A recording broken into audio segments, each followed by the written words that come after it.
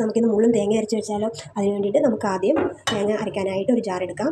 അതിനകത്തേക്ക് തേങ്ങ, ആവശ്യത്തിന് ഉള്ളി, അതിന് വേണ്ട പൊടികളായ മഞ്ഞൾപ്പൊടിയും കാശ്മീരി ചില്ലിയും സാദാ മുളക് പൊടിയും ചേർത്തിട്ട് നമുക്കിത് നന്നായിട്ട് അരച്ചെടുക്കാം. അരപ്പ് നമുക്കിതിനകത്തേക്ക് ഒഴിച്ച് കൊടുത്തിട്ട് ഇതിനകത്തേക്ക് നമുക്ക് ഇഞ്ചി, പച്ചമുളക് ഇട്ട് കൊടുക്കാം. അതിനുശേഷം അതിനകത്തേക്ക് കുടമ്പ്, ഉപ്പ് ഇട്ട് കൊടുത്തിട്ട് നന്നായിട്ട് ഇളക്കിയതിന് ശേഷം അരപ്പ് നമുക്ക് നന്നായിട്ട് വേവിച്ചെടുക്കാം.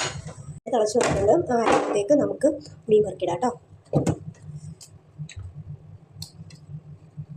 കറിവേപ്പിലയും കൂടി ഇട്ടിട്ട് നമുക്ക് തിളച്ച് വയ്ക്കാം. പുളി നന്നായിട്ട് ചേർത്തതിന് ശേഷം നമുക്കിത് അടച്ചു വെച്ച് വേവിക്കാം. കറി നന്നായിട്ട് തിളച്ച് വന്നിട്ടുണ്ട്. ഈ കറി ഒന്ന് ചെറുതായിട്ടൊന്ന് പറ്റട്ടെ. അതിനുശേഷം അതിനകത്ത് കുറച്ച് പച്ച വെളിച്ചെണ്ണ ഒഴിച്ച് കറിവേപ്പില ഇട്ടിട്ട് സ്റ്റൗ ഓഫ് ചെയ്യാം. ഇത് നമുക്ക് കുറച്ച് വെളിച്ചെണ്ണ ഒഴിച്ച് ഇഞ്ചി ഉലുവാപ്പൊടിയും ഇട്ട് അതിനുശേഷം നമുക്ക് അതിനകത്തേക്ക് ഒരു കറിവേപ്പിലയും വെച്ചിട്ട് നമുക്ക് നമ്മുടെ കറി അടച്ചു വയ്ക്കാം കേട്ടോ. ഇത്രയേ ഉള്ളൂ നമ്മുടെ കറി. ഇതാണ് നമ്മുടെ മുളക് കറി വെച്ചത്.